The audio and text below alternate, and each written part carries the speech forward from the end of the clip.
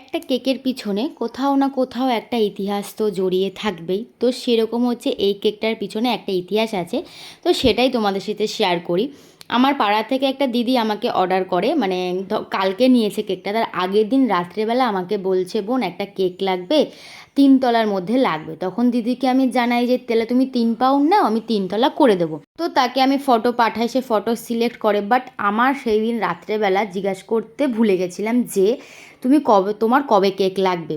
তো পরের দিন সকালে 9টার সময় দিদিটা আমাকে জানায় যে তুমি আমাকে একটা কেক বানিয়ে দাও, বাট 3 পাউন্ড লাগবে না, একটু কম পাউন্ডের মধ্যে 3 তলা করে দাও। তো তখন আমি দিদিকে জানাই 2 পাউন্ড চলবে, 2 পাউন্ডের মধ্যে 3 তলা করে দিতে পারবো, বাট এর থেকে কমে আমি 3 তলা করতে পারবো না।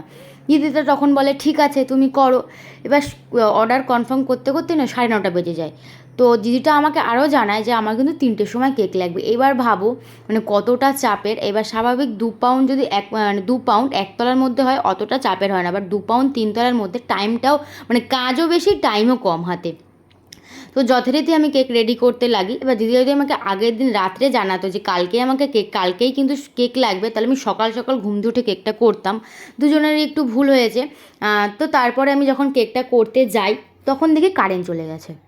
তো কারেন্টের জন্য ওয়েট করার পর কারেন্ট আসে, আমি বেস রেডি করি। যখন আমি ক্রিম বিট করতে যাই তখন দেখছি মানে কেকে যেই পরিমাণে ক্রিমটা লাগবে সেই ক্রিম আমার কাছে নেই।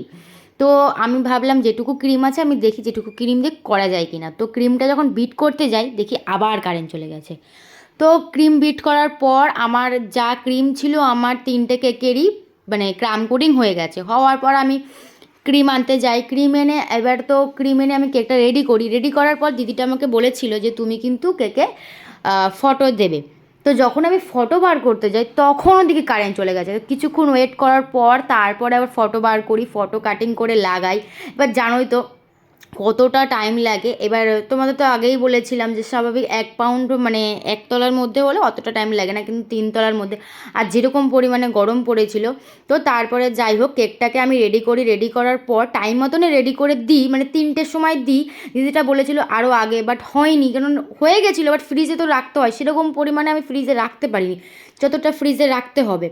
তো তারপরে আমি ওই কালকে যেরকম পরিমাণে বৃষ্টি হয়েছে, সবাই তো জানো কীরকম পরিমাণে বৃষ্টি হয়েছে, ওই বৃষ্টির মধ্যে আমি কেক নিয়ে বেরিয়ে পড়ি। দিদিটাও কাছাকাছি ছিল, বাট দিদিটা কেকটাকে নিয়ে অনেকটাই দূরে যাবে।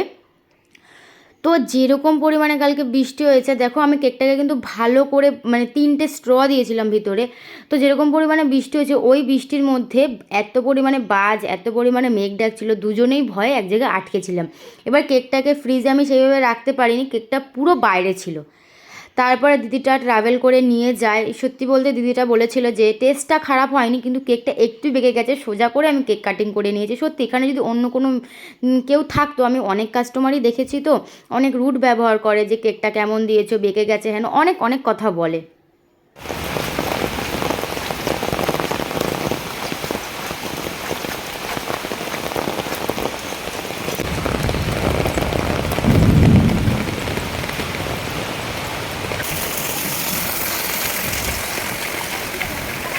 নাও এদিকেও সাবধানে নিও, নিচে ভালো করে ধরো। হ্যাঁ আমি ওখানে দাঁড়িয়েছিলাম পঞ্চাশ বাড়িতে অনেকক্ষণ।